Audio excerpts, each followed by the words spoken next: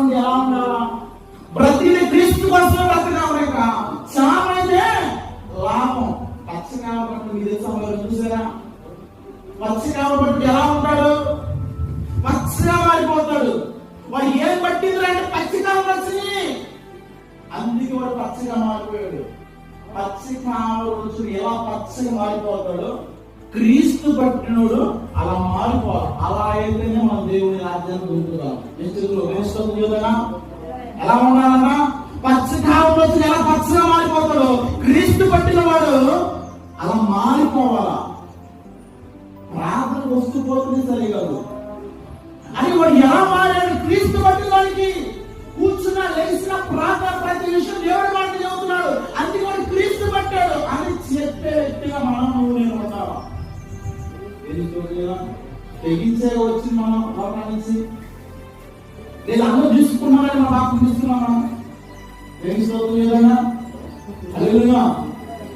అందరూ తీసుకున్నా వచ్చామో ఒకరు ఒత్తిడికి అవుతాడు.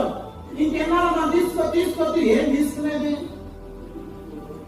బాప్తిసం ఏం తీసుకునేది ఏంటి? కడగబడాలా, ఆయన ఎత్తున్నా మారుసు రావాలా, మనం చేసిన ప్రతి పాపాన్ని కూడా ఆయన యొక్క సన్నిధిలో ఒప్పుకోవాలా. ఎంతవరకు అంటే మన తప్పుడు మాట ఇంకా మాట్లాడకూడదు అన్న దాకా పశ్చాత్తాపడమా తెలుస్తుంది కదా. హల్లెలూయా.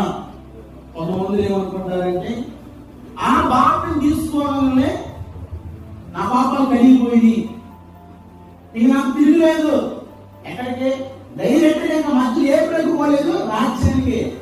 తెలుస్తుంది కదా. ఏంటమ్మా నేను బాప్తిసం తీసుకున్నాను, ఈ వ్యక్తి తీసుకునేది ఎలా ఉంటుంది? అందరూ తీసుకోమని తీసుకున్నాయా పాస్టర్ గారు అనేది మనసు మారదు, ఏమారదు. ఇక తిరిగి డైరెక్ట్ గా అక్కడికి ఎక్కడికి అంతేడ బ్రేక్ లేవు. నేను వెళ్ళి పర్వత రాజ్యానికి వాక్యం వేసలుస్తుంది కదా. నీ సహోదరి నువ్వు దోషి అంటే మాత్రం మనస్తపకి విడుచుకుని వెళ్తాను అంటున్నాడు.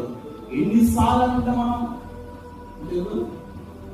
సొంత భార్య భర్తని బిడ్డలనే సూటి వాడు మాట్లాడుతున్నామే, నువ్వు అన్ని ఆరాధన చేస్తావు, బాప్తిసం తీసుకున్నావు, మళ్ళీ ఎగిరిన పర్వత రాజ్యానికి అంటావే.